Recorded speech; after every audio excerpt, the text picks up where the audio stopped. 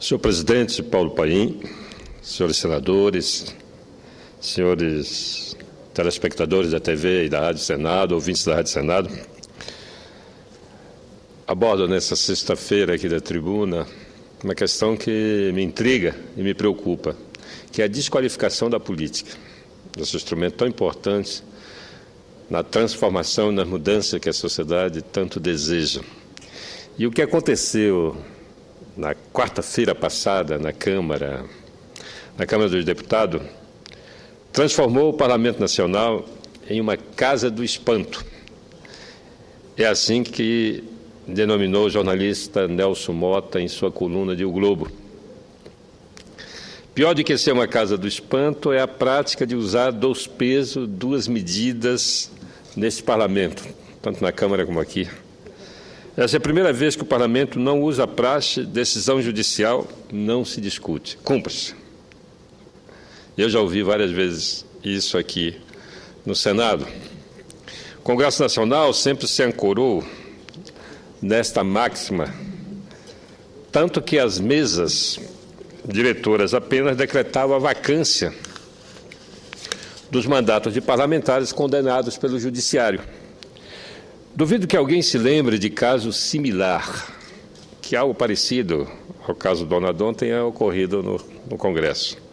Basta puxar pela memória recente, que nos lembraremos de exemplos de parlamentares que tiveram seus mandatos interrompidos por decisões judiciais, com as mesas diretoras do Legislativo apenas decretando a vacância dos mandatos.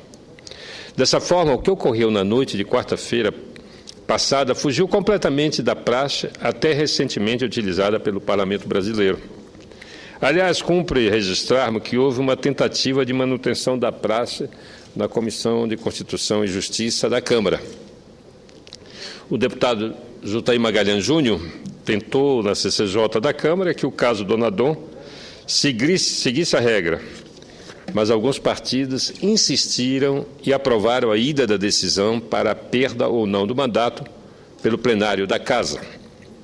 Apesar de advertido de que a decisão era temerária, haja vista que a votação se daria pelo voto secreto e exigia 2/3, e eu acompanhei a votação juntamente com minha companheira Janete Capiberibe, que é deputada federal, e que ficou visivelmente constrangida com o resultado, até mesmo envergonhada da sua condição de representante popular. É evidente que nos atinge, não só ela, mas nos atinge a todos, essa decisão de quarta-feira. Além disso, sabemos que um grupo de parlamentares vem utilizando as votações secretas para se vingar de membros do Judiciário.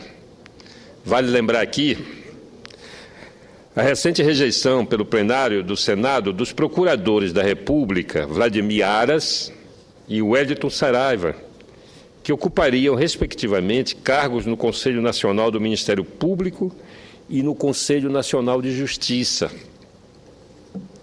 Os dois casos têm um ponto em comum. As votações ocorreram pelo voto secreto, que dá aos parlamentares condições de votar em desacordo com a sociedade e não sofrer desgaste junto à opinião pública. O voto secreto não exige explicação de quem vota. Por que você vota a favor, por que você vota contra? O voto é secreto e não cabe nenhum tipo de explicação. E, do meu ponto de vista, essa é uma situação que precisa urgentemente deixar de acontecer. Não, nós somos eleitos pelo voto secreto do povo, mas os nossos atos aqui têm que ser absolutamente transparentes. Nós temos que prestar contas ao povo que nos elege das nossas decisões aqui em plenário, das nossas decisões como seus representantes. E não há a menor dúvida de que o episódio de quarta-feira ajuda fortemente a desqualificar a política brasileira e a nos colocar todos na vala comum dessa desqualificação. E isso é muito ruim, porque a política é o instrumento da constituição do poder. O poder, seja municipal, estadual ou federal, é constituído pela decisão, na democracia, que é o nosso caso, a decisão do eleitor, que elege o vereador, que compõe as câmaras municipais, elege o prefeito. Então, o poder é político. Se nós generalizamos e desqualificamos a política, nós estamos caçando a possibilidade de mudança, de melhoria na vida coletiva. Eu repito que não é possível aceitar a generalização, a desqualificação de todos, porque isso é o que desejam aqueles que têm como estratégia desqualificar a democracia. O que é sabido que o Brasil está vivendo o mais longo período democrático da sua história. Poucos presidentes concluíram seus mandatos e agora nós temos uma sequência de presidentes que estão concluindo os seus mandatos, com o parlamento funcionando.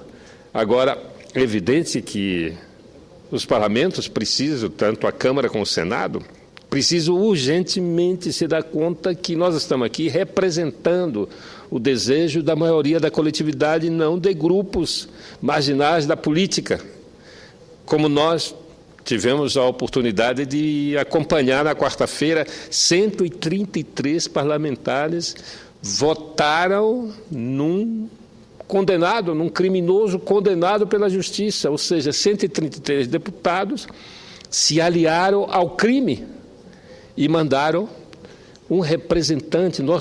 A Câmara Federal tem um representante seu como detento, preso na Papuda, porque ele continua deputado federal pela decisão tomada na quarta-feira. Eu acho que isso tem que servir de lição, senhor presidente, de lição para que haja, de fato, um encaminhamento urgente para nós resolvermos essas pendências. Há regras que precisam ser mudadas com mais rapidez, como é o caso, por exemplo, dessa votação secreta. O Senado já tomou essa decisão. Nos casos de cassação de mandatos, no Senado tem que ser aberto, já votamos, falta a Câmara votar. Então, nós sugerimos, o senador Randolfo Rodrigues sugeriu, e eu endossei a sugestão dele, que na segunda-feira o presidente do Senado, acompanhado das lideranças, marque uma agenda com o presidente da Câmara para acelerar, digamos, de imediatamente votar o fim do voto secreto e também a PEC 18 do senador Jarbas Vasconcelos, que define que, uma vez transitado em julgado, a perda do mandato seja automática. Enfim, várias regras que nos colocam sob desconfiança da sociedade que precisam ser mudadas. E nós estamos aqui para fazer da política um instrumento da mudança, para fazer da política o orgulho do cidadão. É difícil? É. Aqueles que sonham e que querem melhorar essa sociedade são poucos. Infelizmente, a maioria ainda trabalha na expectativa de melhorar as suas condições. Alguns até fazem, não é, como já se provou aqui em vários momentos, balcão de negócio dos seus mandatos. Não é? Agora, a maioria precisa ser essa maioria da mudança, essa maioria que valoriza a política como instrumento de transformação. Obrigado, senhor presidente. Os cumprimento a Vossa Excelência, e hoje, como foi falado muito, eu tenho um sonho também que incluo nessas PEC a PEC número 20, para acabar com o voto secreto em todas as situações.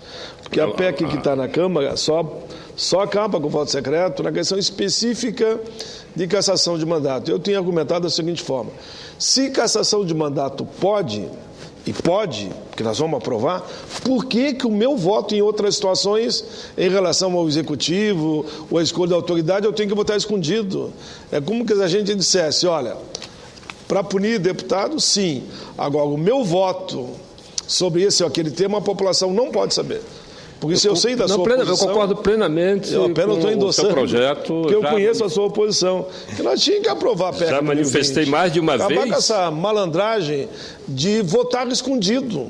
Aí dá fatos como esse. Ou mesmo na última sessão, aquela de vetos, teve veto que por um voto não caiu. É todo mundo traindo todo mundo, no bom sentido, né? Claro que não são todos. E pelo outro lado, tinha vetos que eu vi gente falando para o movimento social: eu votarei nesse veto. E vi essa mesma pessoa falando para outro segmento, fique tranquilo que eu votarei a favor do veto. Aí não dá. Aí acontecem fatos como esse, e hoje foi palco de todos que falaram aqui, de um parlamentar que está preso, sendo absolvido pelo parlamento, uma vez já condenado em última instância. Vossa Excelência tem toda a razão, eu estou apenas me dando, porque sei da sua posição, que é totalmente favorável que não haja voto secreto em nenhuma hipótese. Olha, eu citei aqui 2 casos do Vladimir Aras e do Wellington Saraiva, que eram indicados, um para o Conselho do Ministério Público, exato, e outro para o Conselho Nacional de Justiça. Não tem sentido nenhuma razão de votarmos por voto secreto, porque se tivesse o voto aberto, eles não seriam recusados aqui no Senado. Com certeza absoluta. Não seriam recusados, porque os 2 têm currículos impecáveis, são pessoas de alta respeitabilidade em onde vivem. Então, ninguém foi à tribuna para dizer, olha, eu rejeitei esses nomes por isso, por aquilo. Não, apenas rejeitaram porque a votação era secreta. Exato. Apenas por isso, Vossa Excelência tem inteira razão. A sua proposta de emenda constitucional, ela precisa ser colocada agora essa semana. Vamos aproveitar e pedir... Aproveitar o embalo. Aproveitar, esse é o grande momento para que a gente possa aprovar a emenda que acaba, em todas as circunstâncias, a votação secreta no Senado e na Câmara. Era isso, senhor presidente. Muito obrigado. E parabéns pelo projeto, né? Que vamos trabalhar juntos para aprovar.